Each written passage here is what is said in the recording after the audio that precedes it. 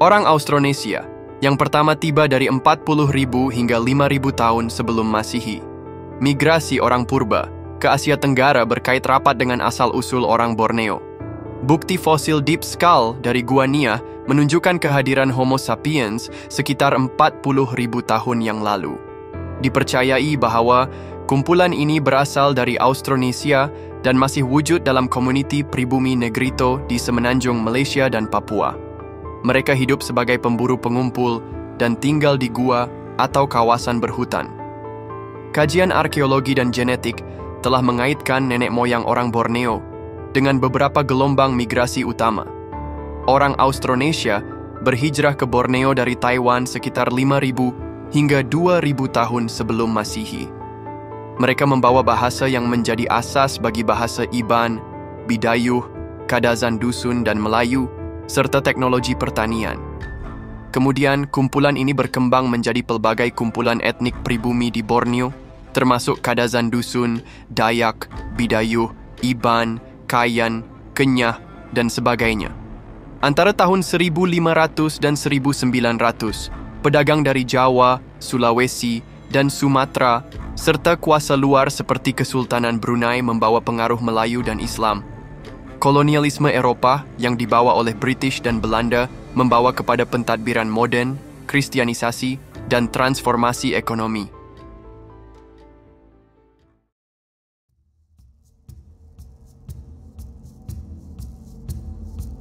Mereka yang dianggap sebagai penduduk awal Asia Tenggara, termasuk Borneo, dikenali sebagai kumpulan Austronesia Melanesia. Kira-kira 40.000 tahun yang lalu, mereka adalah penduduk asal Asia Tenggara. Penemuan arkeologi seperti fosil di Gua Nia, Sarawak, membuktikan kehadiran mereka sejak zaman prasejarah. Kumpulan pertama, orang yang melarikan diri dari Afrika melalui laluan pantai ke Asia Tenggara, dikenali sebagai Austro-Melanesia, menurut teori migrasi manusia kontemporari.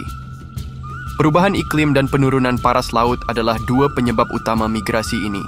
Semasa zaman Ice Pleistocene, paras laut menurun, mencipta jisim daratan yang lebih besar di kawasan Sunda, juga dikenali sebagai Sundaland. Ini menghubungkan semenanjung Asia dengan Kepulauan Melayu.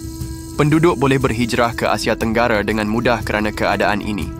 Wilayah Asia Tenggara mempunyai iklim tropika yang subur dengan banyak sumber semula jadi, seperti hutan, sungai dan pantai, yang memungkinkan kehidupan pemburu awal dan pertanian. Perjalanan dan penempatan di sepanjang pantai dan kawasan pedalaman yang kini menjadi sebahagian daripada Asia Tenggara dipermudahkan dengan penciptaan alat batu dan bot sederhana. Oleh itu, kebanyakan Austronesia berhijrah dan menetap di Asia Tenggara disebabkan oleh faktor-faktor persekitaran yang menyokong, seperti kehadiran sambungan daratan yang terhasil daripada penurunan paras laut dan sumber semula jadi yang melimpah.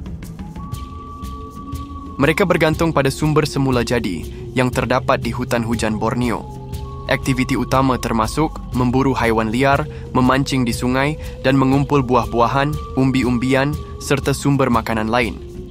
Mereka membuat dan menggunakan alat yang diperbuat daripada batu, tulang, dan kayu untuk membantu aktiviti harian seperti memburu dan memproses makanan.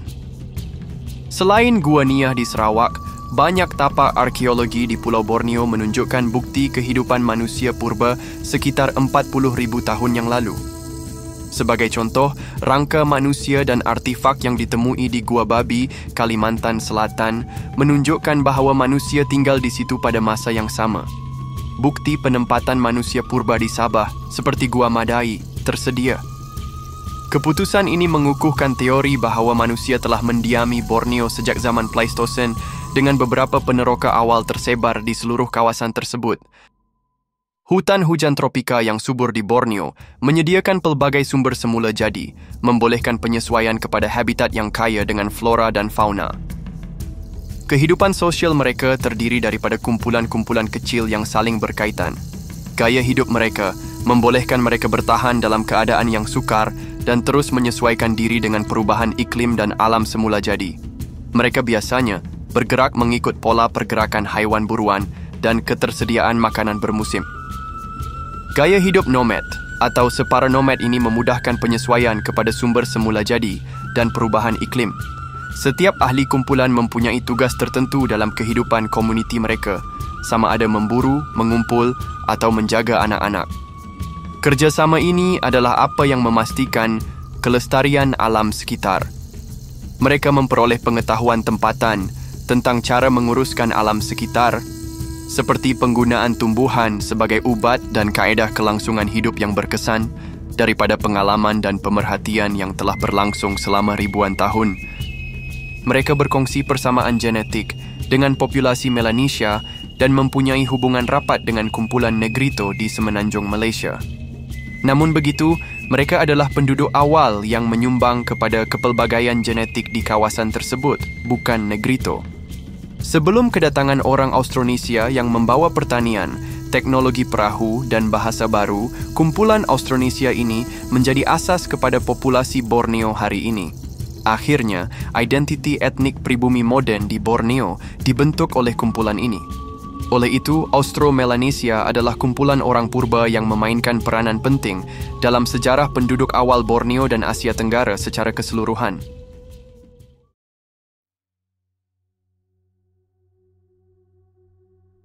Orang Austronesia, berasal dari Taiwan dan selatan China, membawa bahasa dan budaya pertanian mereka. Orang Austronesia mula berhijrah ke Borneo kira-kira 5.000 tahun yang lalu dari Taiwan dan pantai selatan China. Mereka membawa teknologi pertanian, pembuatan tembikar, dan bahasa yang menjadi asas kepada bahasa Bidayuh moden. Satu kumpulan etnik baru terbentuk apabila mereka bercampur dengan penduduk asli. Sekitar 5.000 hingga 2.000 sebelum Masihi, orang Austronesia memasuki Asia Tenggara. Mereka menyeberangi lautan dan menetap di pulau-pulau seperti Filipina sebelum tiba di Kepulauan Indonesia, termasuk Pulau Borneo, menggunakan layar bot berbilang lambung yang inovatif.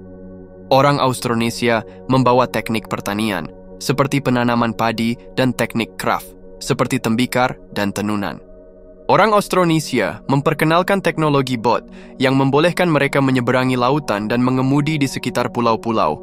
Keluarga bahasa Austronesia adalah meluas dan membentuk asas bagi banyak bahasa yang digunakan di kawasan ini. Identiti etnik baharu seperti Dayak, Iban, dan kumpulan pribumi lain telah muncul hasil daripada interaksi dengan penduduk asal Austronesia yang telah menetap di Borneo selama kira-kira 40.000 tahun. Iklim dan paras laut semasa zaman ais memudahkan migrasi dan penempatan di kawasan Sundaland. Sekarang ia adalah sebahagian daripada Indonesia. Oleh itu, kedatangan Austronesia di Borneo adalah peristiwa penting dalam sejarah migrasi manusia di Asia Tenggara. Ia membawa bersama teknologi baru dan teknik pertanian, tetapi ia juga memberi kesan kepada budaya dan kumpulan etnik di Kalimantan yang masih wujud. Sumber utama bukti bahan kekal yang menunjukkan pengaruh Austronesia di Borneo dan Kalimantan antara 5.000 dan 2.000 tahun. Sebelum Masihi adalah penemuan artifak arkeologi. Sebagai contoh, orang Austronesia mempunyai amalan pembuatan tembikar yang unik. Ahli arkeologi telah menemui sisa-sisa seramik di beberapa tempat di Borneo yang mempunyai reka bentuk dan ciri-ciri teknikal yang berkaitan dengan budaya Austronesia. Keputusan menunjukkan peralihan daripada gaya hidup pemburu pengumpul kepada masyarakat agraria. Mereka juga membawa teknik penanaman padi. Corak kehidupan masyarakat banyak berubah, seperti yang ditunjukkan oleh tinggalan kaedah pertanian awal, seperti alat pemprosesan padi dan bangunan penempatan yang menyokong pertanian basah.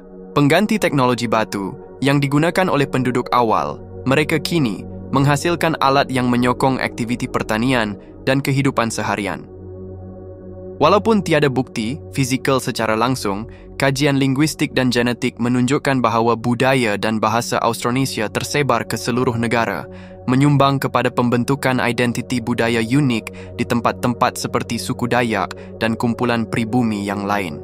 Secara keseluruhan, tinggalan yang ditunjukkan dalam bentuk seramik, alat pertanian, dan teknologi batu menunjukkan perubahan besar yang dialami oleh orang Austronesia ke Pulau Borneo dan Kalimantan. Gaya hidup masyarakat pribumi telah berkembang dari gaya hidup pemburu pengumpul kepada gaya hidup yang lebih kompleks dalam masyarakat agraria. Bukti bahasa dan genetik menunjukkan bahawa pendatang Austronesia bercampur dengan penduduk asli, perubahan dari cara hidup pemburu pengumpul kepada masyarakat agraria yang lebih kompleks. Oleh itu, tinggalan yang terdiri daripada artifak seramik, alat batu yang diperbaharui, dan penempatan awal menunjukkan bahawa populasi Austronesia mula menetap di kawasan ini antara 5,000 dan 2,000 tahun sebelum Masihi. Perubahan budaya ini membawa kepada pembentukan identiti etnik dan bahasa hari ini di Borneo. Mereka mungkin telah menetap di kawasan yang terletak secara strategik dengan sumber daya alam yang melimpah, terutamanya di kawasan gua dan lembah sungai. Beberapa tapak arkeologi, seperti Gua Niah di Sarawak, menunjukkan bahawa orang awal memilih sungai dan gua sebagai tempat tinggal mereka. Di Kalimantan, orang percaya bahawa migran Austronesia menetap di dataran subur sepanjang sungai-sungai utama seperti Kapuas, Kahayan dan Barito, di mana iklim menyokong pertanian dan pengumpulan sumber semula jadi. Corak penempatan ini membolehkan mereka menyesuaikan diri dengan iklim tropika yang dipenuhi dengan banyak sungai dan hutan tebal.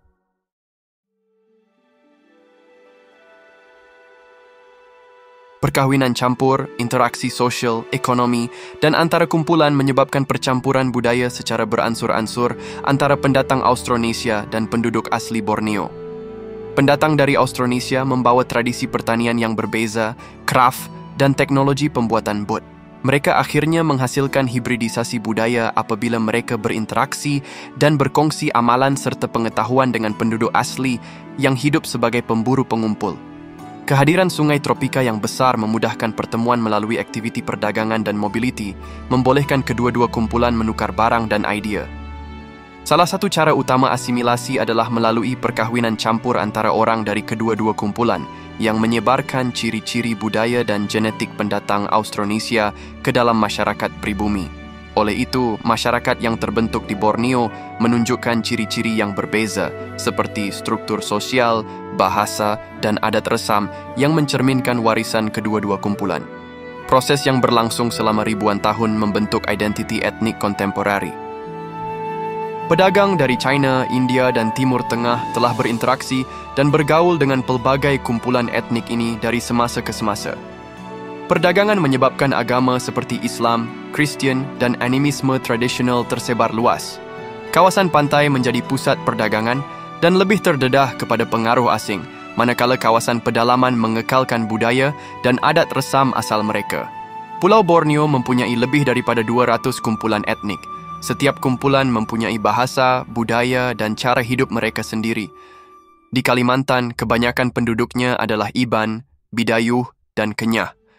Rumah panjang dan adat budaya seperti Gawai Dayak menjadikan tempat ini terkenal di kalangan pelawat.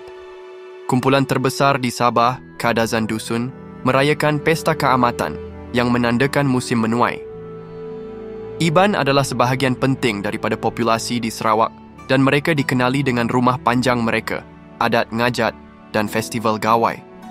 Selain itu, sebagai majoriti penduduk di Brunei, orang Melayu Brunei mengekalkan budaya Melayu Islam mereka.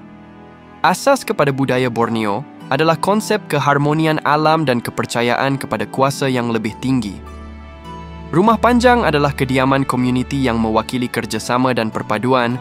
Ia adalah contoh bagaimana komuniti pribumi mengekalkan tradisi mereka. Beras memainkan peranan penting dalam dua perayaan menuai tradisional Malaysia, Gawai Dayak di Sarawak dan Pesta Keamatan di Sabah.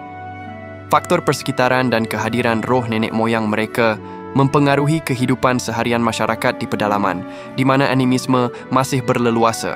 Islam dan Kristianiti, dua agama asing yang berbeza, telah memberi pengaruh kepada budaya Borneo moden. Terdapat pemeliharaan budaya yang luar biasa di kalangan masyarakat Borneo walaupun dengan perubahan global yang pesat.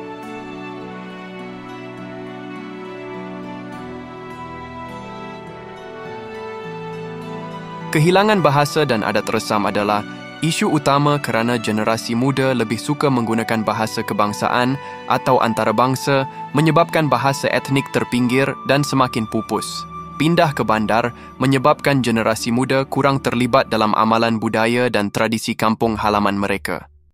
Kawasan bersejarah sering dimusnahkan oleh projek pembangunan besar yang juga mengubah lanskap budaya komuniti pribumi. Pelancongan kadangkala menjual budaya tradisional menyebabkan mereka kehilangan makna asalnya.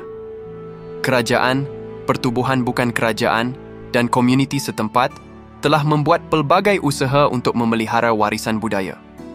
Mereka memastikan pemeliharaan maklumat ini untuk generasi akan datang dengan menyediakan program pendidikan dan mendokumentasikan sejarah serta tradisi. Mempromosikan dan meraihkan budaya tempatan melalui acara seperti Pesta Keamatan, Gawai Dayak dan Pesta Kraf Antarabangsa.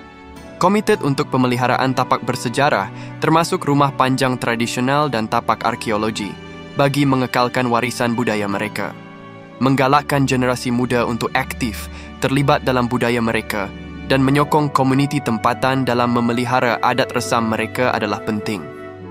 Oleh itu, interaksi sejarah, migrasi, dan penyesuaian dengan perubahan zaman adalah penyebab pembentukan identiti etnik dan budaya Borneo.